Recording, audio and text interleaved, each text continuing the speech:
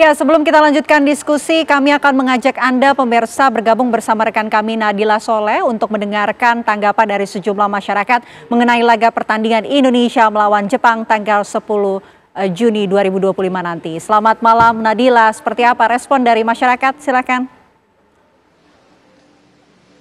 Oke, Vena dan juga pemirsa, tentunya pertandingan antara Indonesia dan Jepang ini menjadi salah satu momen yang dinantikan oleh masyarakat Indonesia, dan tentu saja kita berharap agar pertandingan antara Indonesia dan juga Jepang nanti ini sama halnya hasilnya seperti pertandingan yang baru saja terjadi di hari Kamis kemarin antara Indonesia dan juga Cina. Apa sebenarnya ekspektasi dari masyarakat? Saya di sini akan mengajak Anda untuk berbincang dengan mas-mas yang sudah bersama dengan saya di sini. Halo mas-mas, boleh bergabung di sini?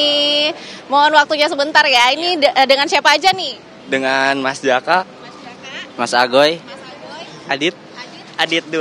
Oh, Adit 2. Oke, Mas berempat ini udah tahu kan tanggal 10 Juni nanti pertandingan Indonesia dan Jepang? Sudah tahu. Ini gimana nih ekspektasinya? Peluang Indonesia melawan Jepang menurut kalian gimana nih? Harus menang sih ya. Menang. Iya, biar soalnya kan udah menang ya lawan Cina. Harus menang.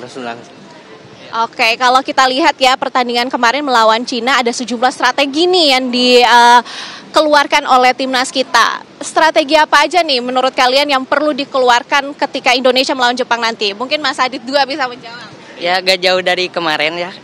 Perlu ditingkatkan lah begini paling permainannya. Oke, kalau Masnya gimana? Ya sama sih.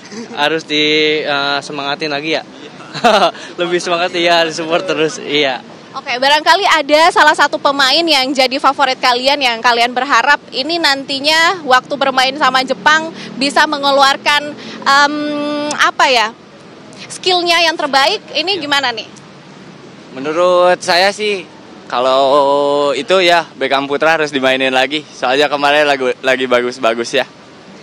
Buat Sama sih harus Beckham main. Iya, Beckham.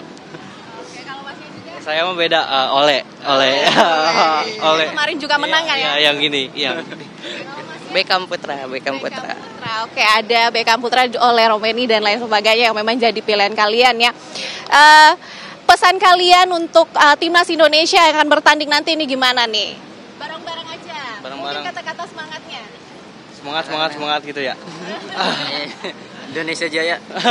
Oke, terima kasih ya Mas sudah bergabung bersama saya. Oke, Vena, tadi sudah kita dengarkan pendapat ataupun pandangan dari perwakilan masyarakat tentang pertandingan Indonesia melawan Jepang yang akan berlangsung di tanggal 10 Juni nanti. Tentunya kita bersama-sama berharap agar timnas Indonesia menjadi lebih semangat dan pertandingan nanti bisa dikuasai oleh timnas Indonesia. Sementara itu, Vena. Baik, terima kasih Nadila Soleh sudah bertanya-tanya ke sejumlah masyarakat yang ternyata ini justru lebih optimis ya agar Indonesia bisa menang melawan pertandingan-pertandingan berikutnya. Dan kita lanjutkan diskusi kita. Kalau tadi kita sudah bahas pertandingan melawan Jepang tanggal 10 Juni nanti. Nah, yang akan dihadapi berikutnya ini adalah babak kualifikasi keempat. Prediksi lawannya ini akan seperti apa? Siapa lawan-lawan potensial yang akan dihadapi oleh timnas Indonesia, Bung Akmal? Ya, kalau kita lihat yang sudah pasti kan ada Qatar, ada Uni Emirat Arab, kemudian ada Irak, kemungkinan Arab Saudi, kemungkinan satu lagi antara Oman dan Afghanistan dan Palestina gitu kan. Artinya lawan-lawan yang kita hadapi ini tim Timur Tengah semuanya gitu kan. Ini perang teluk sih sebenarnya gitu. Atau apa namanya OKI lah, organisasi Islam ini kan yang kumpul semua. Dan sejarahnya belakangan kita tuh justru tampil bagus berhadapan dengan tim-tim Timur Tengah. Sebagai contoh misalnya di grup C, kita tahan Arab Saudi, kita menang 2-0 melawan Arab Saudi. Kita tahan Bahrain, kita menang 1-0 melawan Bahrain. Artinya berhadapan dengan tim Timur Tengah kita sudah punya pengalaman bisa tahan mereka, bisa kemudian mengalahkan mereka. Cuma permasalahannya adalah pertandingan ini kan nggak home away. Ini akan di home turnamen yang kemudian Irak saja protes luar biasa karena merasa bahwa sepertinya sudah diatur yang jadi tuan rumah adalah Qatar dan Arab Saudi gitu kan. Nah, ini yang kemudian diprotes dan kita berharap PSSI juga protes juga dan mengajukan diri sebagai tuan rumah karena kalau menjadi tuan rumah setidaknya kita akan ada keuntungan 2 kali 2 tim Timur Tengah kita kalahkan di kandang kita gitu kan. Jadi saya berharap PSSI punya effort, punya usaha keras untuk mencalonkan diri kita sebagai tuan rumah. Walaupun kabarnya berita terakhir tuan rumah sudah ditetapkan Qatar dan Uni Emirat Arab, dan ini yang membuat Irak marah gitu kan. Menurut Irak ini ada sesuatu yang tertutup oleh AFC yang kemudian mengambil negara Timur Tengah sebagai tuan rumah. Padahal kalau mau dilihat misalnya peluang yang paling bagus jadi tuan rumah adalah Indonesia.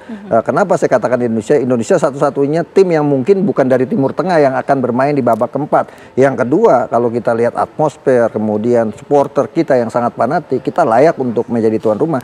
Jadi pesan saya, Pak Erick Thohir, untuk perjuangkan kita menjadi tuan rumah. Kalau kita menjadi tuan rumah, peluang kita akan sangat besar ya, dukungan supporter kita yang sangat fanatik, kemudian juga semangat dan motivasi para pemain juga sangat luar biasa kalau bermain di kandang. Yang saya khawatirkan kalau main di Timur Tengah dan sebagainya, banyak kejadian-kejadian ketika kita berhadapan dengan tim Timur Tengah juga kita banyak dikerjain juga kan. Ketika kita melawan Bahrain misalnya, ketika imbang 2-2 kan kita protes luar biasa karena kita merasa dirugikan ketika berhadapan dengan Bahrain. Begitu juga ketika kita berhadapan dengan Arab Saudi.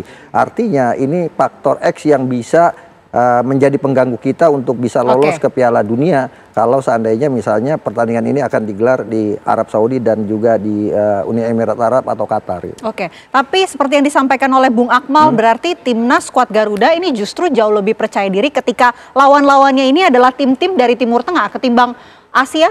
Betul, karena kalau Asia Timur gitu seperti ras kuning agak berat kan, kita Jepang, Korea Selatan, kemudian Cina, Korea Utara, lawan-lawan yang sangat berat yang kita hadapi karena mereka bermain dengan kekuatan fisik yang sangat luar biasa gitu kan. Tapi kalau melawan tim Timur Tengah sejatinya kita punya pengalaman yang cukup bagus ketika berhadapan dengan tim-tim Timur Tengah. Bahkan ketika kemarin kita lolos di Piala Asia saja gitu, kita kan ngalahin Kuwait gitu kan. Kita akhirnya lolos ke Piala Asia 2023 kemarin, dan banyak juga tim-tim Bahrain juga pernah kita kalahkan, termasuk juga Qatar bahkan pernah juga kita kalahkan waktu mereka dilatih oleh Philippe Petrozer, bahkan Philippe Petrozer sampai dipecat itu Piala Asia 2004 kalau tidak salah gitu kan. Artinya kita punya pengalaman pernah mengalahkan mereka, dan ini akan jadi modal. Cuma permasalahannya tadi itu dengan siapa kita satu grup nantinya kan. Kalau kita kemungkinan kita nggak akan satu grup dengan Arab Saudi karena kita sudah satu grup di grup C. Artinya lawan terberat menurut saya dari Timur Tengah adalah Irak. Menurut saya, kenapa? Karena dalam 3 pertemuan terakhir di beberapa kelompok umur, baik itu U23 maupun tim nasional senior, kita selalu kalah berhadapan dengan Irak gitu. Nah ini menurut saya tim yang Qatar walaupun dia statusnya juara Piala Asia, tapi kita ada potensi untuk bisa mengalahkan mereka, dan kita pernah mengalahkan mereka, termasuk misalnya Oman misalnya, atau kemudian Uni Emirat Arab kita pernah kalahkan mereka. Jadi kita ada peluang bisa setidaknya kalaupun tidak bisa juara grup, setidaknya peringkat 2 kan nanti akan di playoff kan, untuk kemudian kita ada peluang untuk ke babak kelimanya. Tapi menurut saya momentum ini harus kita ambil kalau bisa kita juara grup gitu. Sehingga kita memastikan langsung di babak keempat ini 1 tiket ke Piala Dunia 2026. Dan harus optimis kita bisa dengan motivasi dan semangat pemain yang ada harus saat tetap ini. Optimis. Oke, Bung Peri, kalau kita lihat pemain Timur Tengah ini kan biasanya tricky ya. Tapi kalau dari pengalaman dari Bung Peri ketika bermain ini seperti apa? Kita bedakan kalau main di daerah Timur Tengah ini memang susah diprediksi. Tapi kalau kita sama Asia, Jepang, Korea Utara yang di Bang Akmal tadi katakan, itu lebih sulit lagi.